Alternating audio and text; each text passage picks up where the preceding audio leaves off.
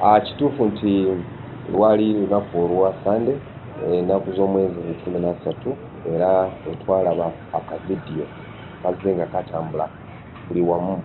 Kati olumalayo nkwateko nanga atwali na feesi. Kirungi nti motoka eno twamaze kubanga tugikwatiramu kondakita waayo n'omugoba waayo era bano bo tubavunaana omusango ogw'okutwalira omuntu ku kifo ekyo ekitakkirizibwa okubanga tukiteekako abantu abamaze edda okubanga bamaze okukola statements zaabwe ate nno ne batunyonnyola nti omuntu ono ye betuyita ba content creators mu TikTok abagala kukola obuntuntu ne babuteeka ku TikTok ne butambula.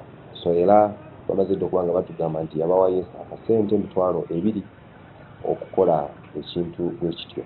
Naye ate ono naye eyatuula ku bw'eyo emmotoka naye alina omusango ogw'okukkiriza okutuula ku kifo ekitakkirizibwa oba nga kitulibwawo era bonna twabakyaginze naye lwakuba nti ono ye tiktoka tetunamufuna naye era naye tujja kubanga tumukwata. Oyo yenna anaasangibwa nga kituufu yakikola nga si gy'olina okusasula osasula obutasukka miliyoni 6 oba ne bakusiba obutasukka emyezi 6 oba byonna